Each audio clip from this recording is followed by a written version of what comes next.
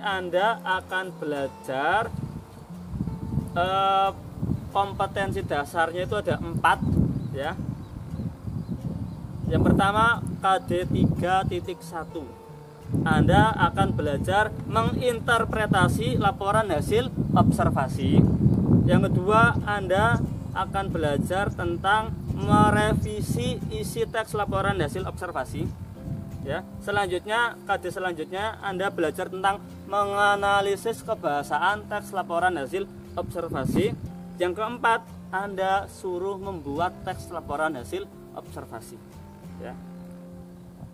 Jadi nanti sebelum Anda masuk lebih dalam, ya, Pak Beni yakin pasti Anda sudah pernah lah yang namanya melakukan pengamatan atau melakukan observasi.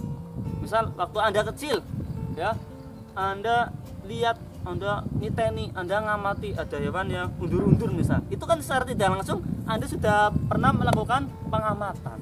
Tapi hanya sebatas pengamatan, belum Anda tuliskan. Nah, di sini nanti Anda juga dituliskan laporannya. Ya, tidak hanya pengamatan saja, tapi hasilnya apa Anda tuliskan, ya.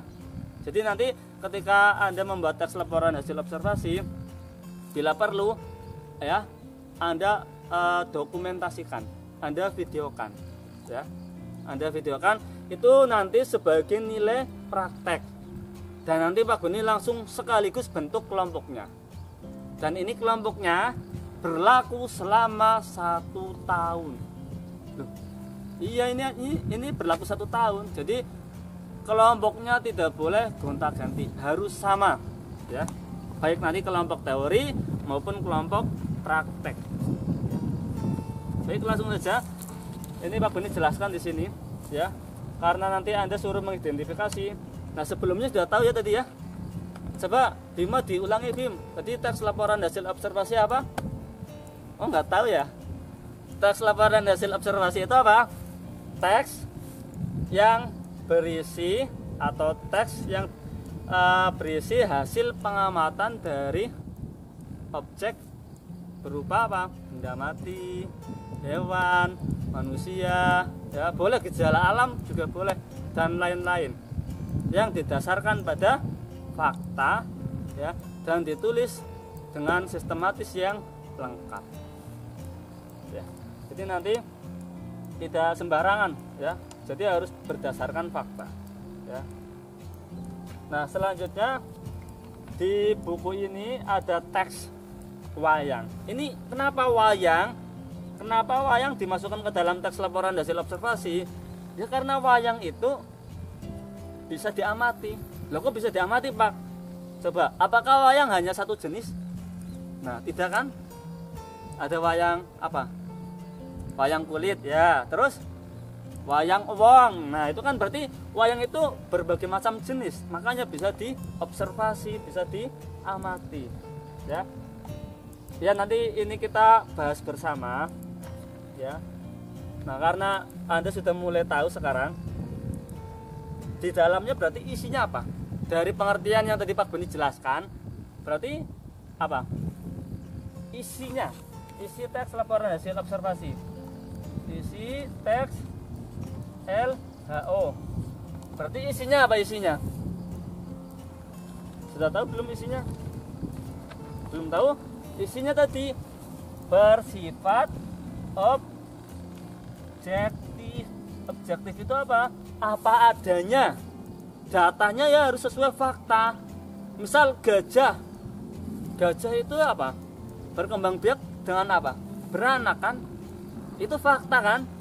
Nah, kalau Anda buat teks laporan hasil observasi, gajah berkembang biak dengan cara bertelur. Nah, itu kan malah salah kaprah. Itu bukan teks observasi itu namanya, ya. Tidak ada gajah berkembang biak dengan cara bertelur, ya. Terus yang kedua apa? Yang kedua itu apa? Hasilnya berdasarkan fakta. Sifatnya itu fakta. Terus yang ketiga, tidak mengandung hal-hal yang bersifat menyimpang, ya. Tidak mengandung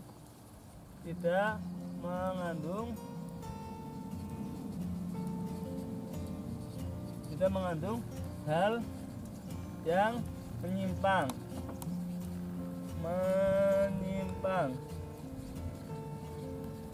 Terus yang terakhir, yang keempat, ditulis secara lengkap. Ini Anda paham ditulis secara lengkap? Apanya yang ditulis secara lengkap? Apanya? Iya, strukturnya. Struktur teks laporan hasil observasi tahu ya? Misal, Anda tadi ngamati tentang gajah. Berarti di paragraf pertama, gajah merupakan hewan herbivora yang berkembang biak secara beranak. Nah, itu paragraf pertama Anda membuatnya seperti itu. Ditulis, strukturnya lengkap. Artinya apa? Di paragraf pertama itu strukturnya namanya apa sih? Oh, ternyata apa? Definisi umum, ya, atau pernyataan umum. Kadang ada yang langsung ditambahkan dengan apa? Klasifikasi. Berarti paragraf pertama ini Pak Beni ulangi, berisi pernyataan umum dan pengklasifikasian. Ya. Baru selanjutnya apa? Paragraf kedua tentang apa, Pak? Deskripsi bagian. Ya. Terus paragraf 3, misal Anda hanya buat sampai 3 paragraf, berarti paragraf 3 otomatis jadi paragraf terakhir. Isinya apa, Pak? Deskripsi manfaat. Paham ya? Misal Anda membuat semuanya 7 paragraf, berarti paragraf terakhir kan paragraf 7. Berarti namanya apa? Nah iya benar, deskripsi manfaat. Yang paragraf 2, 3, 4, 5, 6 namanya apa? Deskripsi bagian.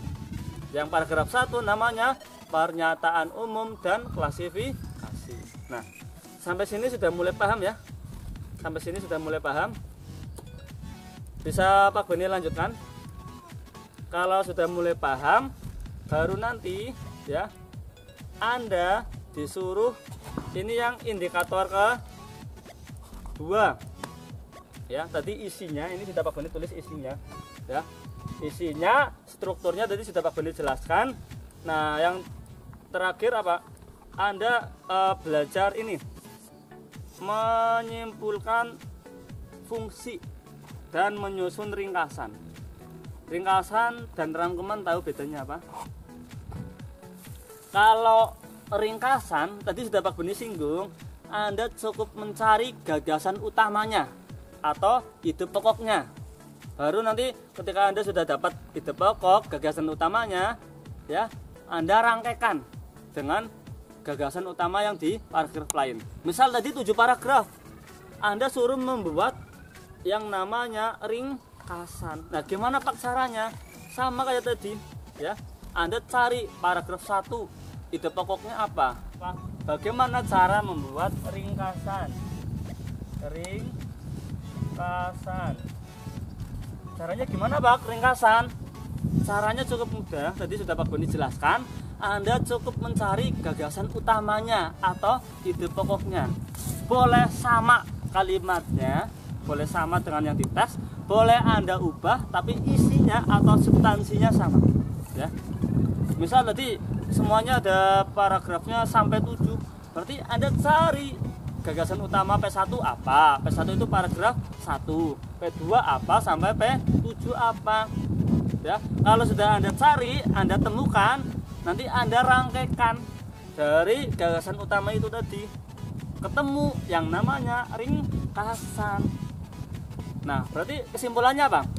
Ringkasan adalah apa? Ringkasan gabungan dari beberapa, ya, ide pokok yang dipadukan, ya, sehingga membentuk satu kesatuan. Itu namanya ringkasan, ya. Kalau rangkuman beda lagi. Kalau rangkuman itu lebih banyak. Kalau rangkuman. Nah, tadi ada pertanyaan, Pak, saya sudah menemukan ide pokok atau gagasan utama paragraf 1, tapi letaknya bukan di awal, di akhir. Nah, boleh tidak? Boleh. Nah, itu kan sudah pernah Anda pelajari waktu SMP. Namanya berarti apa? Namanya. Kalau yang di awal, namanya paragraf apa? Gagasan utama yang terletak di awal namanya paragraf apa? Lupa ya? Ini Pak Beni tuliskan seperti ini saja. PDUK. Apa PDUK? P-nya itu paragraf, D-nya itu deduktif, U-nya itu umum, K-nya itu khusus. Deduktif ini bisa Anda ganti depan. Berarti paragraf, deduktif, atau depan, umum, khusus. Berarti paragraf yang memiliki gagasan utama di awal. Ya, namanya paragraf deduktif. Kalau Anda tadi menemukan ide pokoknya di akhir, berarti namanya apa? PIQ. Paragraf, I-nya itu induktif, K-nya itu khusus, U-nya itu umum. Ya. Di mana Pak? Di akhir. Kalau Anda menemukan dua-duanya di awal dan di akhir, berarti namanya apa? Paragraf campuran. Paragraf campuran. Ya. Namanya paragraf campuran. Sampai sini bisa ya? Paham ya? Coba nanti Anda semua berlatih. Ya. Dari tadi yang pertama, kita sudah belajar banyak. Kalau kita simpulkan, teks observasi itu punya fungsi tidak sih? Punya. Fungsinya apa saja fungsinya? Fungsi teks laporan hasil observasi. Fungsinya. Yang pertama, sebagai apa? Bentuk laporan tanggung jawab ya atas kegiatan pengamatan. Terus yang kedua apa? Berfungsi memberitahukan kepada pihak terkait atau pihak berwenang terkait suatu informasi. Nah, itu yang kedua. Yang ketiga apa? Sebagai apa? Bahan untuk dijadikan dasar penyusunan kebijakan. Yang keempat apa? Sebagai sumber informasi. Yang kelima apa? Sebagai alat pendokumentasian suatu objek atau kegiatan. Ya. Ini nanti Pak Beni tuliskan saja di website Ruang Guru TKM ya.